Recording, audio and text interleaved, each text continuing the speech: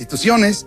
Entonces, la conquista española política es una conquista eficaz porque se asienta sobre la conservación de la nobleza indígena, que a su vez va a mandar a la masa indígena. Se conserva toda la estructura sociopolítica. Y jurídica, y jurídica, porque claro, por lo menos en primera y segunda instancia. Y hasta ¿no? el siglo XIX. Hasta el siglo XIX las dos repúblicas existen con su derecho. La elección española se va a aplicar a los españoles y a los criollos y a los mestizos vinculados a los españoles. Pero hay un reconocimiento formal y real de las instituciones y del derecho y de los usos y costumbres de los indígenas durante 300 años. Y hay un múltiple cruce de derechos, lo decía Esquivel Obregón, de deformación de derechos por los dos tipos de sociedad. Las dos repúblicas viven aisladas, sí, pero con grandes puentes de comunicación y de transformación y de deformación. Y esa es nuestra sociedad. Entonces podríamos explicarlo así, que en las ciudades, en las urbes, rigen las instituciones, el derecho hispánico, la vida es tipo española, mientras en el campo la vida continúa básicamente de acuerdo a las usanzas indígenas. En los pueblos indígenas. O en los pueblos indígenas. Sí, porque en el campo también se asientan hacendados o mineros españoles, claro, que se van a regir por el derecho castellano. Claro, por supuesto. Es el caso de Puebla, que es española desde el inicio. Pero también está la contra, Tlatelolco, una ciudad en el 16 con cerca de 1 millón de habitantes. Sigue siendo completamente indígena y tenemos reyes indígenas hasta el 1580.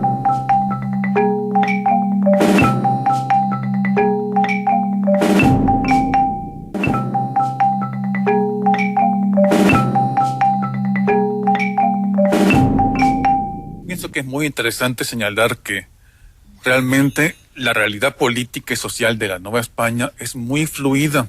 A veces cuando explicamos tenemos que simplificar y referirnos a la estructura, a las audiencias, los virreyes, pero esto se fue construyendo poco a poco y fue resultado de diferentes intereses contrapuestos.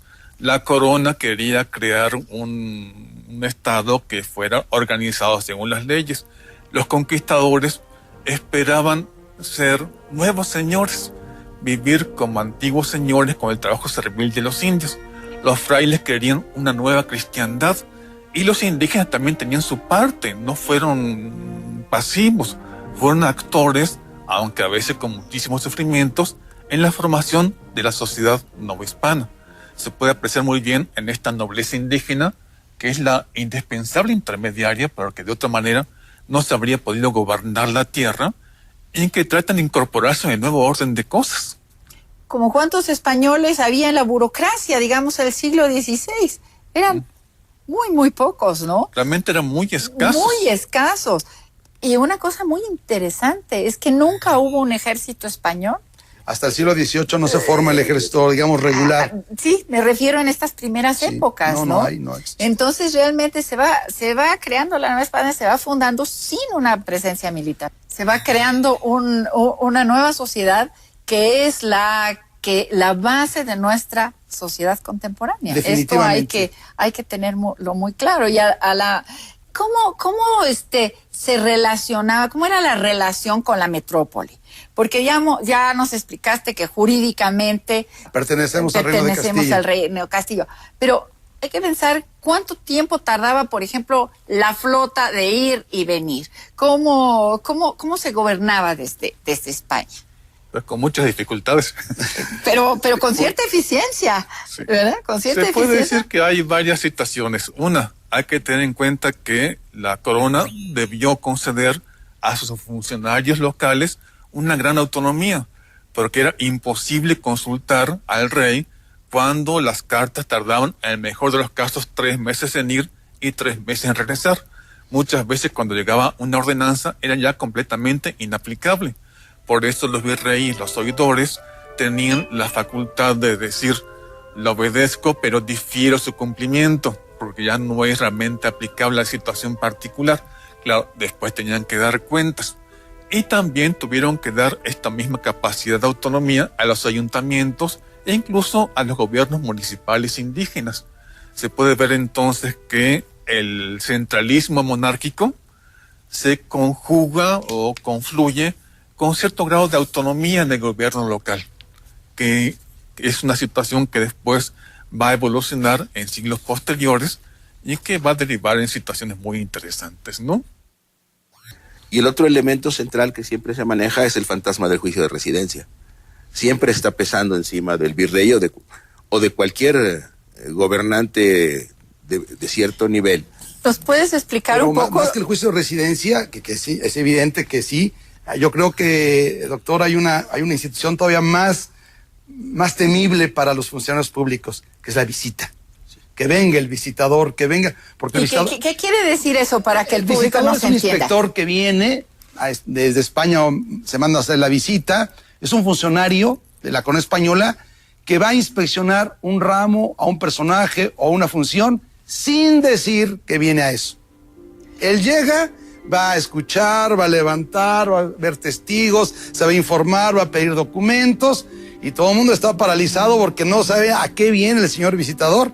Esto complementado con el juicio de residencia, que no es otra cosa sino que al finalizar una función, el funcionario obligatoriamente tiene que residir un tiempo en un lugar mientras se integra el expediente de su actuación, viaja a España con su expediente y el juicio de responsabilidades se hace allá. Cuando ya no tiene poder. Cuando ya no tiene poder. Y en ese sentido, visitas y juez de residencia fueron óptimos para entender por qué la corona española de alguna manera funcionó tan perfectamente durante 300 años en una extensión enorme de territorio americano.